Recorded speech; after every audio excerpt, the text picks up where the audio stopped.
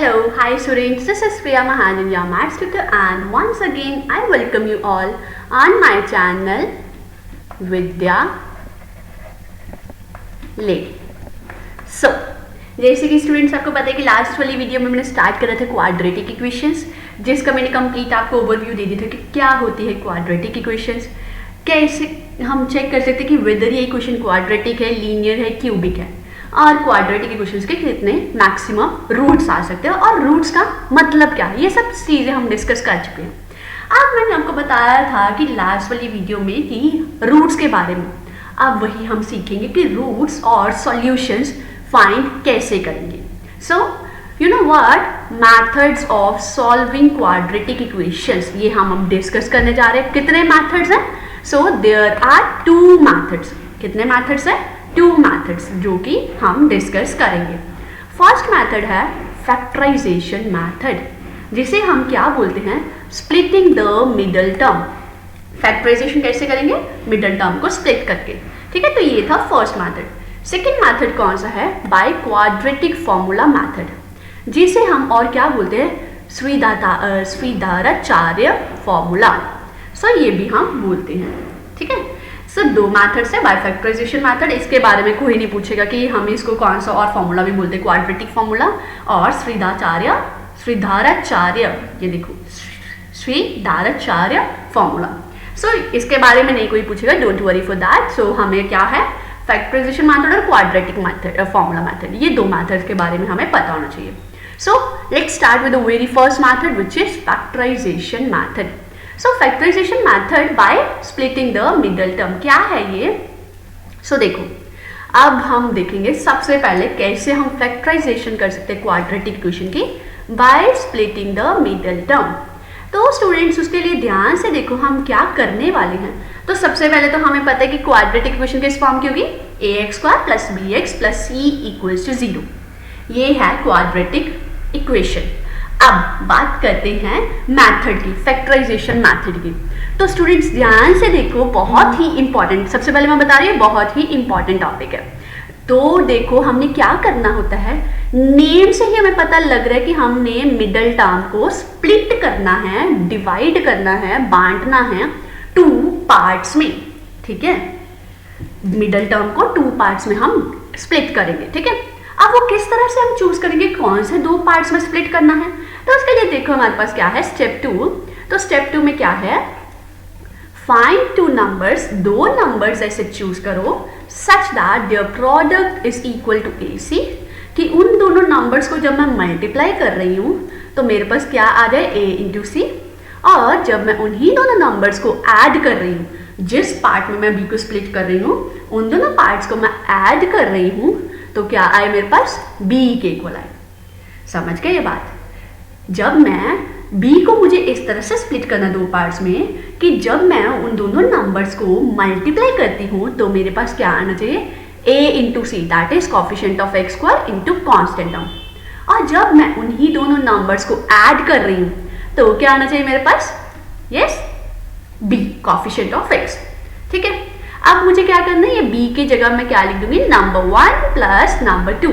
तो इक्वेशन क्या बन जाएगी? ax² + number 1 × x + number 2 × x + c = 0।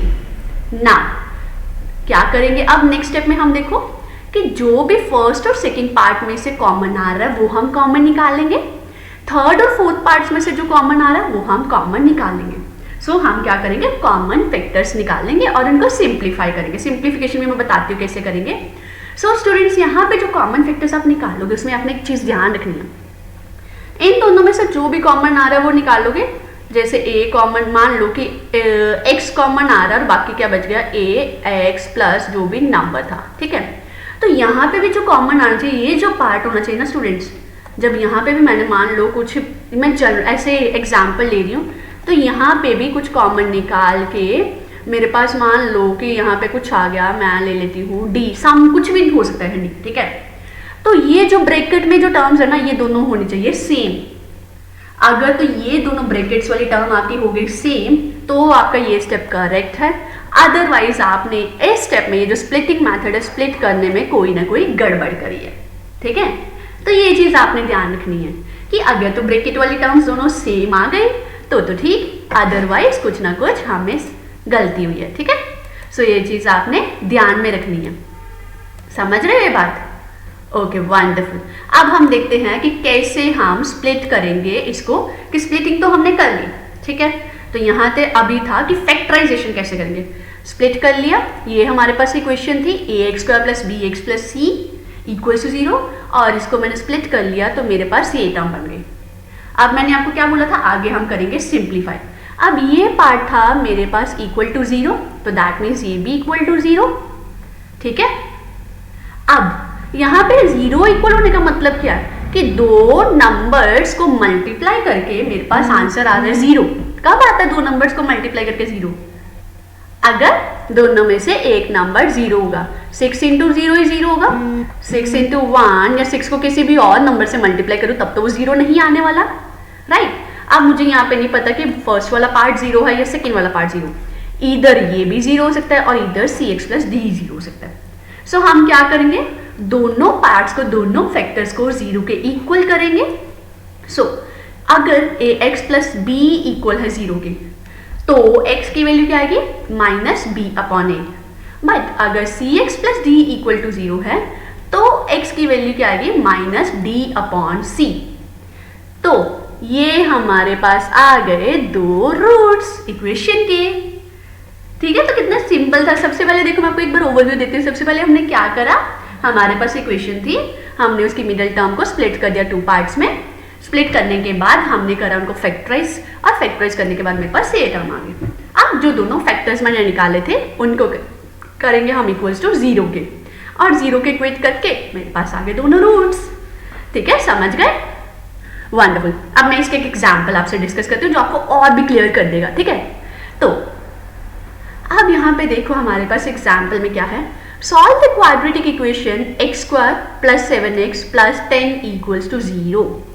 अब जनरल इक्वेशन से हम कंपेयर करें तो क्या थी, जनरल फॉर्म है ax² + bx + c = 0, right.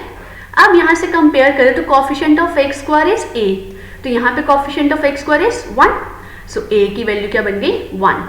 Similarly, b is a coefficient of x and here the coefficient of x is 7. So b is 7 and c is 10. अब क्या करना है, b को स्प्लिट करना है 2 पार्ट्स में, 2 नंबर्स में, दैट इज 7 को मुझे स्प्लिट करना है 2 नंबर्स में, ऐसे 2 नंबर्स कि जब मैं उन दोनों नंबर्स को ऐड करूँ तो 7 आए, सब मल्टीप्लाई करूँ तो 10 × 1, a × c 10 × 1 दैट इज 10 आए। सो स्टूडेंट इसका लॉजिक पता क्या हम कैसे कर सकते हैं, जो भी हमारे पास नंबर मल्टीप्लाई करके आ रहा है ना, हम उसके फैक्टर्स निकाल लेते हैं। फैक्टर्स क्या आ गए 10 के, 1, 2, 5 और 10। अब हम इनमें से फैक्टर्स में से वो 2 नंबर चूज करेंगे। अब देखो प्रोडक्ट तो इनमें से कोई भी मैं 2 फैक्टर ले लूँ ना, प्रोडक्ट तो मेरे पास 10 नहीं आने वाला है ना, तो प्रोडक्ट की तो हमारी टेंशन खत्म हो गई, ठीक है। अब बात करते हैं सम की। तो मुझे ऐसे 2 नंबर्स चूज करने हैं कि जिनको जब मैं ऐड करूँ तो मेरे पास आ जाए 7। तो अब इन फैक्टर्स में से देखो, अगर मैं 1 + 2 करूँगी तो 3 आएगा, 2 + 5 कर रही है तो 7 आ गया, एंड 2 × 5 10 हो जाता था। तो क्या करेंगे हम, 7 को स्प्लिट कर दिया 2 + 5 में, ठीक है। सो हमें यहाँ से पता लग गया कि ऐसे 2 नंबर्स जिनको मैं सम कर रही हूँ तो मेरे पास 7 आ जाए, और प्रोडक्ट करी तो 10 आ जाए, वो कौन से हैं, 2 + 5। कौन से हैं वो दोनों नंबर्स, 2 and 5। 2 + 5 is 7, 2 × 5 is 10। अब इस देखो स्प्लिट कैसे करेंगे हम, तो मैंने क्या लिखा, जो इक्वेशन थी मेरे पास x² + 7x + 10 = 0। अब 7x की जगह क्या लिख दिया, 2x + 5x। तो ये चीज आ गई। अब क्या था करना, फर्स्ट 2 में से जो भी कॉमन आ रहा था वो कॉमन निकालना था। तो यहाँ पे क्या है, x², यहाँ पे 2x, तो दोनों में से एक x कॉमन आ गया, कॉमन निकाला तो क्या बच गया, x + 2। इन दोनों टर्म्स में से 5 कॉमन, तो 5 कॉमन निकाला, क्या आ गया, x + 2 = 0।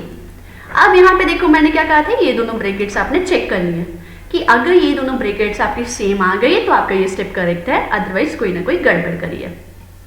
तो अब यहाँ पे देखो x + 2 सेम है, अब इन दोनों में से ये एक टर्म बन गई, ये एक टर्म बन गई, इन दोनों में से x+2 कॉमन निकाल लेंगे। तो कॉमन निकालने पे क्या आ गया मेरे पास, x+2 जब मैंने कॉमन निकाला तो यहाँ से आ गया x प्लस यहाँ से क्या आ गया 5 इक्वल टू, ये एक पार्ट था ये एक पार्ट, इक्वल टू 0। नेक्स्ट क्या करना था, प्रोडक्ट कब 0 होता है दो टर्म्स का, अगर दोनों में से कोई भी एक टर्म 0 होगी। हमें नहीं पता कौन सी टर्म 0, तो हम दोनों को लेंगे। सो ईदर x+2 इक्वल टू 0, जब x+2 को 0 के इक्वल करा तो x की वैल्यू क्या आ गई -2, और x+5 इक्वल टू 0, तो यहाँ से x की वैल्यू क्या आएगी -5। तो -2 और -5 क्या आ गए, गिवन इक्वेशन के क्या आ गए, रूट्स आ गए। तो समझ आ गया कैसे करा हमने, बहुत ही सिंपल है। तो आपने ध्यान रखना है कैसे हम इसको सॉल्व करेंगे।